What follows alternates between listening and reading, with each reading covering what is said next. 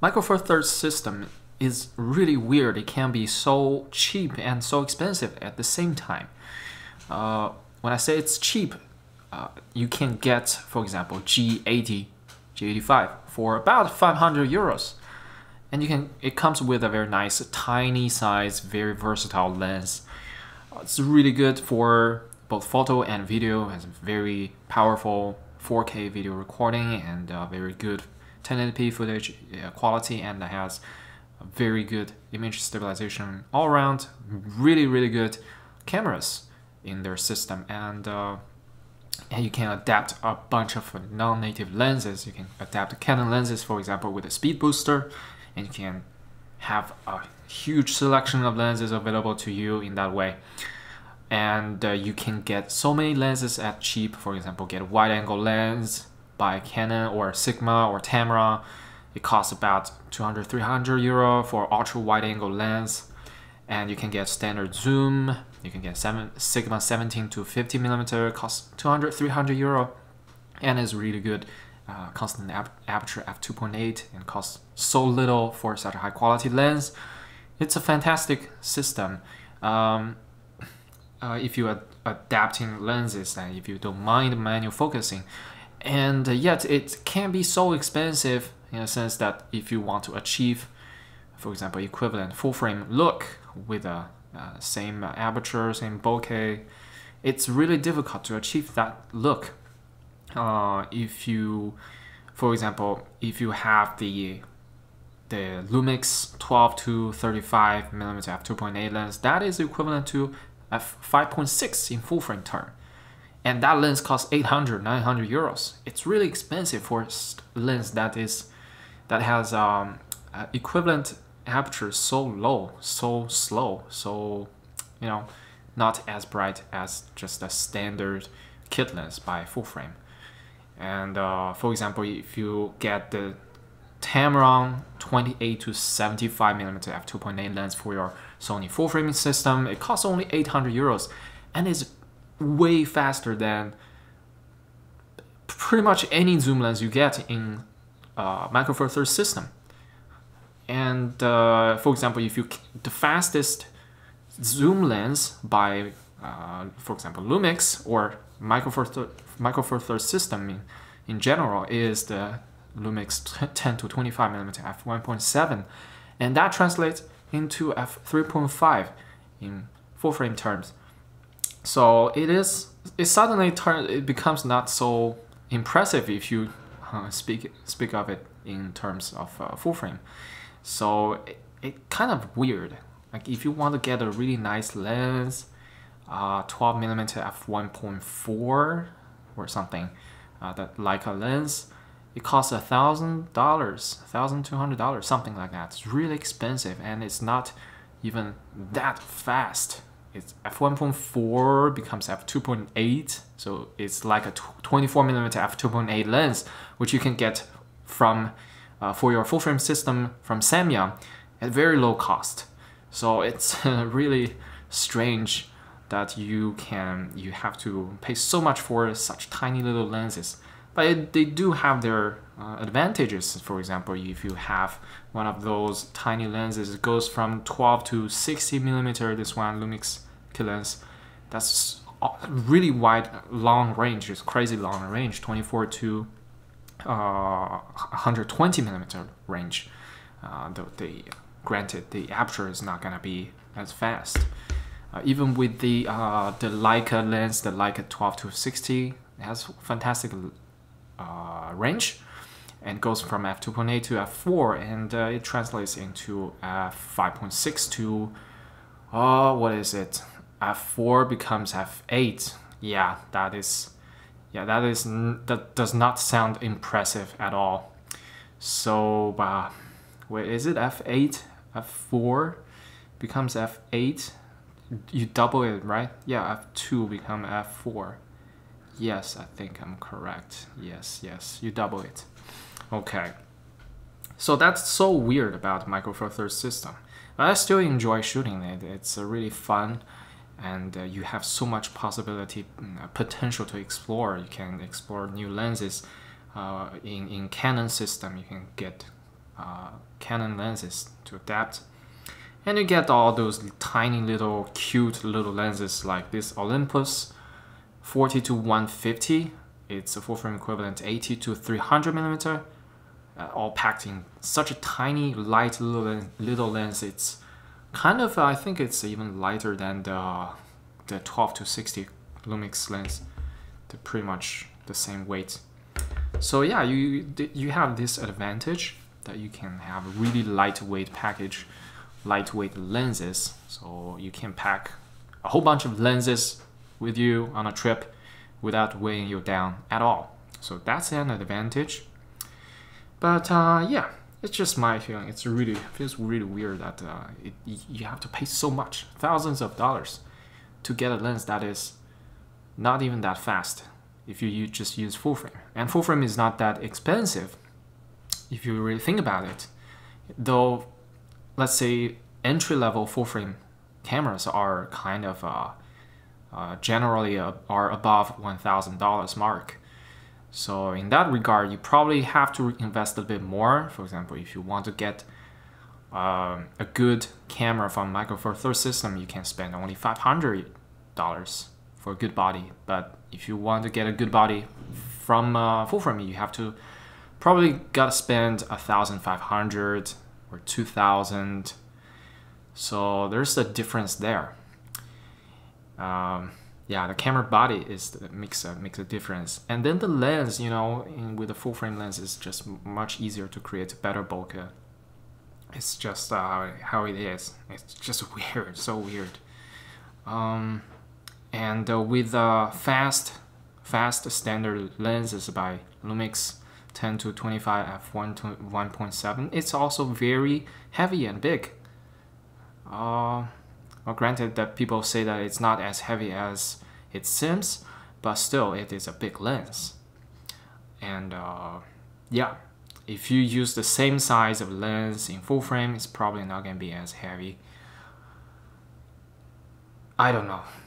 It is a strange world, but nonetheless, we're excited about the Micro Four Third System. I still love this system, and I'm looking forward to a new gear coming out. I think I heard there's some rumors about the GH6 and the new lenses coming. Lumix promised to surprise us with a new great zoom lenses, and I'm looking forward to that. I hope they could make a 10 to 25, but a cheap version, a budget version with a higher aperture, I mean a higher f-stop, I mean lower aperture, so maybe f4 to f5.6 or something. Just make it cheaper, more accessible, because that lens is fantastic. It's a great focal range, and it's kind of a groundbreaking focal range, like 10 to 25. It's really interesting. It also shows in the S5 with the kit lens 20 to 60 millimeter lens. That is also really interesting. I'm very intrigued. I really kind of want to get that setup, that combo as well. But it costs a lot of money. It's $2,000 for that setup. But it's really interesting. I think camera manufacturers should explore more, you know, break the rules. Don't just start with the 24, start with 20 millimeter. And you can kind of just get rid of the wide, ultra wide demand. You don't, probably that's why people, the manufacturers don't do that, because then they won't be able to sell their ultra wide lenses, because 20 millimeter is really convenient. You can just pack everything together. You don't need an extra lens for ultra wide. But yeah, 20 mil is really, it's interesting, and it's very practical. And you lose a little bit on the long end, which is totally fine, in my opinion. Yeah. I'm looking forward to seeing some new lenses by Sony as well. If maybe they can come up with something like maybe Tamron or Sigma, they come up with 20 millimeter to 80 millimeter, as the rumor once mentioned. But I don't see anyone talking about it. Like, there was a rumor that they patented 20 to 80 millimeter. Oh my god, the lights went off. They patented 20 to 80 millimeter, but I haven't seen anyone talking about it. It's pretty strange because that would be a very exciting release for Sony E-mount system, 20mm to 80mm. That can that could just replace a lot of lenses from wide angle to standard zoom. It's a pretty cool idea. Even if it would be like f4, it would be totally fine. It's still super fast. If you consider f4 would be f2 in Micro Four Thirds system, that would be fantastic. It would be as fast as this lens, which is only 17 to 70. So yeah, looking forward to what's coming next. It's always exciting to see all the new releases and rumors and whatnot. And about combating the gear acquisition syndrome, I'm still working on it. I have to admit guiltily, shamefully, that I actually bought this Olympus 40 to 150 after I made my video about combating gear acquisition syndrome. I still bought this lens last month. But I thought, yeah, I didn't have a telephoto lens at the moment, so that was the only thing that was missing in my kit. So I bought this, and it's very small and cute, and it costs really little. I bought it used, barely over 100 euros. It's a really good price. Imagine if you buy this equivalent in full frame system, it's gonna cost a fortune. So yeah, it comes back to that, the price difference between full frame and Micro Four Thirds again. So if you want to get, for example, 70 to 300, you're probably gonna spend 800, 900, 1,000 euros or dollars on that kind of telephoto lens, that kind of focal length. But in Micro Four Thirds, you could get this kind of tiny lenses that cost only 150, 200 maybe, and the aperture is not as wide, but it's totally fine. It's cool. We can see far away. It's pretty fun. Yeah, that's it. And thanks for watching. And I'm gonna go off. It's been a while since I made any kind of talking video. I just don't find anything interesting. You know, I just feel like everybody knows better than me, and I don't have anything to contribute to this community. I just don't feel like I want to say anything in particular, but just wanted to share my thoughts on Micro Four Thirds system and the pricing. Yeah, I've been trying to change my YouTube strategy. Kind of, I used to spam a lot of videos, all kind of videos, Starcraft, tennis, and testing my cameras and all kind of stuff, just really random.